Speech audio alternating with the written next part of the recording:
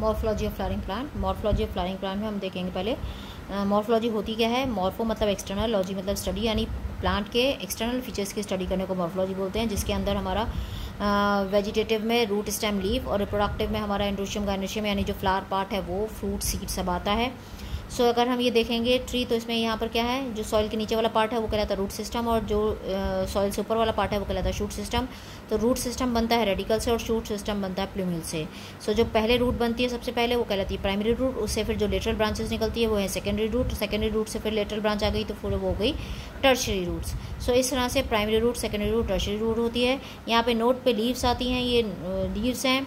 दो नोड के बीच का डिस्टेंस इंटरनोड कहलाता है। यहाँ पर साइड में एक बड होती है जिसको बोलते हैं एक्सिलरी बड, इसी से टेंड्रिल्स, थॉर्न्स बनते हैं और ब्रांचेस भी निकलती हैं।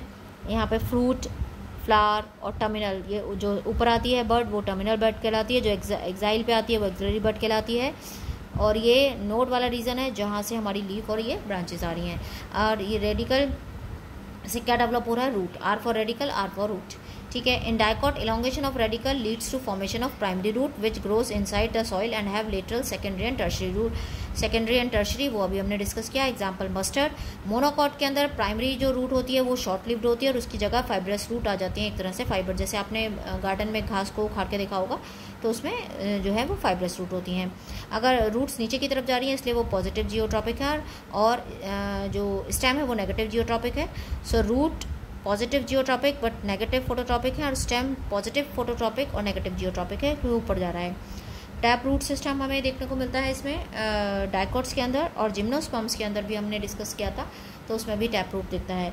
इसका क्या है फंक्शन रूट सिस्टम का, absorption of water mineral, providing anchorage to the plants parts, store reserve food material, and PGR यानी प्लांट ग्रोथ रेगुलेटर, जैसे कि ऑक्सिन है वो टिप पे बनता है, root tip and shoot tip, तो वो रूट टिप पे ऑक्सिन जो है वो बनने का काम होता है। अगर हम रीजन देखें रूट्स के, सबसे नीचे है रूट कैप, फिर उसके बाद है region of meristematic, region of elongation, region of maturation.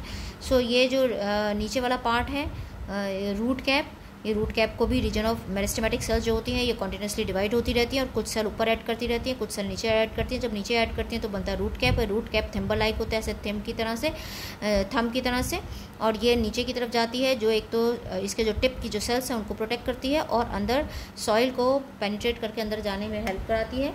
ऊपर का मेरिस्टेमेटिक रीजन है जो कॉन्टिन्यूसली डिवाइड होती रहती है। इस सेल की क्या करेक्टरिस्टिक फीचर होते हैं, बहुत स्मॉल होती हैं, थिन वॉल्ड होती हैं, डेंस प्रोटोप्लाज्म होता है इसके अंदर, और यहाँ से जो सेल्स हैं ये ऐड होती रहती हैं जिनको हम बोलते हैं रीजन ऑफ इलोंगेशन। यहाँ पर ये सेल लंबी हो जाती हैं, इसमें वैक्यूल्स भी बड़े हो जाते हैं।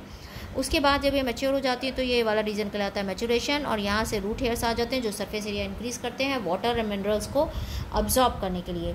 ये रीजन ऑफ मैच्योरेशन है जो सरफेस एरिया इंक्रीज़ करता है, रूट हेयर्स इनको हम बोलते हैं, और ये अब्जॉर्प्शन करता है वाटर एंड मिनरल्स का। इस तरह से ये हमारा रूट सिस्टम होता है।